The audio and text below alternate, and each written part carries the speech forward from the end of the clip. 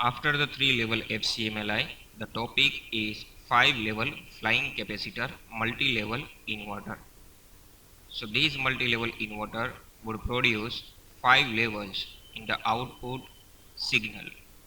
The diagram shows the construction of one pole of 5-level FCMLI. By this time we know that one pole has ability to produce only the half cycle of the complete AC output signal. And these are the generalized expression by which we can find out the number of components required to construct one leg for an M level inverter. So for 5 level FCMLI, we are supposed to substitute M is equal to 5. So 5 minus 1 is equal to 4 capacitors are required as DC bus capacitors at the input side. So in the diagram you can see that starting from capacitor C1 to C4, all these series connected capacitors string is present across the input terminal. Then when we substitute M is equal to 5 in the second equation, then number of the switching devices required for 5 level FCMLI is equal to 8. So here starting from A7 to SA4, 4 switching devices in the upper half portion, and SA4 dash to SA1 dash, another 4 switching devices in the lower half portion. So total 8 switching devices are required for the construction of one leg of 5 level FCMLI, and all switches must be connected in the series fashion as per shown on the diagram. Each of the switching device is also required one diode, which is known as the main diode, and the main diodes should be connected in anti-parallel with the switching devices. So for 5 level FCMLI, per leg we required 8 main diodes starting from D1 to D4 in the upper half portion, and D-4 to D-1, another 4 main diodes in the lower half portion. And to count the number of the balancing capacitors, we are supposed to substitute M is equal to 5 in this expression, and the answer of this expression would be 6. So here in the diagram you can see that the first string has one capacitor CA1, second string has 2 capacitors CA2, third string has 3 capacitors CA3. All the capacitors are having the same ratings. Whether that capacitor is from the balancing capacitor or from the DC bus capacitors, all capacitors are of equal ratings. And the diagram shows the half wave signal which is produced across these output terminals.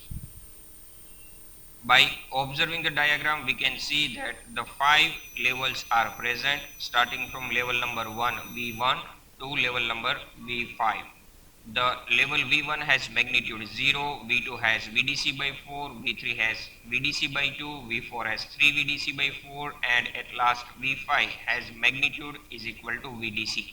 Now let us understand the working of this 5 level FCMLI with corresponding switching table. So in the switching table, the first column represents the magnitude of the level. As I said earlier, starting from V1 level to V5, the magnitude varies from 0 to VDC. And other 8 columns are for the switches starting from A7 to SA4 and SA1 dash to SA4 dash. So in the switching table, the 1 represents the switch is in the on state condition, and 0 means the switch is in the off state condition.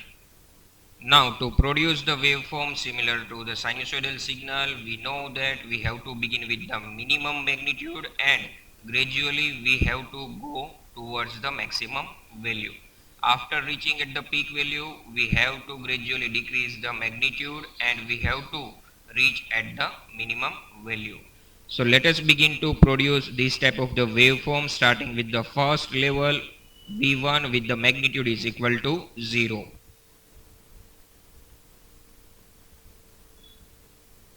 So as per the switching table, you can see that to have the output voltage is equal to 0, that is the first level for this much amount of the time, the lower half switches SA1 dash to SA4 dash are kept on. And because of that, the upper terminal of the output gets connected to the first node V1 through these all the lower half switches, and hence we get VAO is equal to 0. So after some amount of time, we are jumping from the first level to the next level V2, where we are supposed to get the voltage across output terminal is equal to VDC by 4.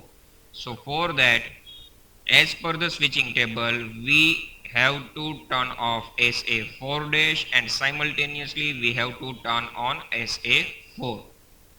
So one switch from the upper half portion and three switches from the lower half portion, that is SA3 dash, SA2 dash and SA1 dash are on. And because of that, the lower terminal of the capacitor CA1 gets connected to the lower terminal of the output via this SA3 dash, 2 dash, 1 dash, and upper terminal of the capacitor CA1 gets connected to the upper terminal of the output via switch SA4, which means that capacitor CA1 appears across the output terminal, and the voltage drop across one capacitor is equal to VDC by 4. So VAO is equal to VDC by 4. And after some amount of time, at this instant we have to jump from level V2 to level V3, and for that the magnitude is equal to VDC by 2. To achieve the level VDC by 2, we are supposed to change the switching pattern, and as you can see that in the switching table, SA3 dash is now turned off and simultaneously the SA3 switch is turned on, while keeping the three switches as it is. So two switches from the upper half portion SA3, SA4, and two switches from the lower half portion SA1 dash, SA2 dash. These four switches are in the on state condition, and hence the upper terminal of this capacitor CA2 gets connected to the upper terminal of output via this SA3 and SA4. Simultaneously, the lower terminal of this capacitor CA2 gets connected to the lower terminal of the output via this SA2 dash and SA1 dash, which means that these two series connected capacitor string appears across the output terminal, and hence the voltage across the output is equal to VDC by 4 plus VDC by 4, which is equal to VDC by 2. And we are going to keep this magnitude across the output terminal for certain amount of time, and after that we should go from level number 3 to level number 4, where the magnitude should be 3 VDC by 4. And for that, in the switching table we have to turn off SA2 dash and simultaneously we have to turn on SA2, while keeping SA3, SA4 and SA1 dash in the on state condition. So to produce 3 VDC by 4 across the output terminal, 3 switches from the upper half portion and 1 switch from the lower half portion, these 4 switches are made on. And because of that, these 3 series connected capacitor string would appear across the output terminal. You can see that because these SA2, SA3 and SA4 are in the on state condition, upper terminal of this capacitor CA3 gets connected at the upper terminal of the output side, and the lower terminal of this capacitor CA3 gets connected to the lower terminal of the output side. Hence VDC by 4 plus VDC by 4 plus VDC by 4, which means 3 times VDC by 4 would appear across the output terminal. And from level number 4 to level number 5, we have to jump from 3 VDC by 4 to the VDC magnitude, and to achieve that, all the upper half portion switches are turned on. That means starting from SA1 to SA4, these 4 switches are made on, and due to that the upper terminal of the output gets connected to node number V5, where the magnitude of the voltage is equal to VDC, and this is how we can produce the quarter cycle across the output terminal. Now to complete the half wave, we have to go from V5 level to V4, then V3, then after V2, and at last V1. So for moving from maximum value towards the minimum value, we have to execute the same switching table in the reverse manner. And this is how we can get the complete half wave across the output terminal. Now let us note down the key observations from the operation of this 5-level flying capacitor multi-level inverter. The switching devices have unequal turn on time. You can see in the switching table that the first switch SA1 is only on for the level VDC, whereas switch SA4 is in the on state condition for the 4 level except the 0 magnitude level.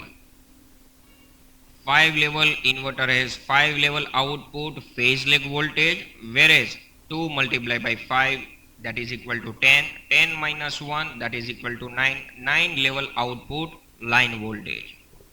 So the phase voltage has 5 level, whereas the line voltage has 9 levels. And similar to the diode clamp multi-level inverter, here also the switch is turned on and turned off only once per the cycle. Apart from that, in flying capacitor multi-level inverter also the 4 switches are always on at a time for any magnitude of the level. So in the switching table, you may observe that for 0 magnitude, these 4 switches are in the on state condition. For VDC by 4, the next 4 switches, then after here the next 4 switches, and for VDC, these SA1 to SA4 switches are in the on state condition. Single phase 5-level flying capacitor multi-level inverter for the complete cycle output.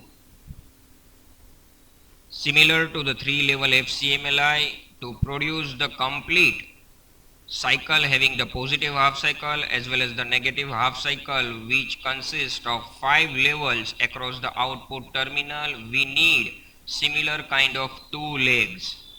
The first leg A, second leg B. The task of the first leg is to produce the positive half cycle by executing the switching table, which is shown in the previous slide.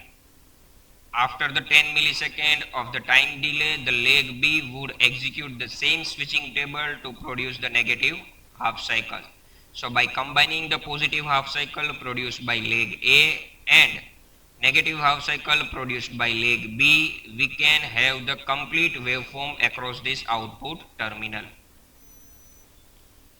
Now let us understand the key features of the FCMLI. The first one is the large number of the capacitors. The inverter requires a large number of the capacitors, right?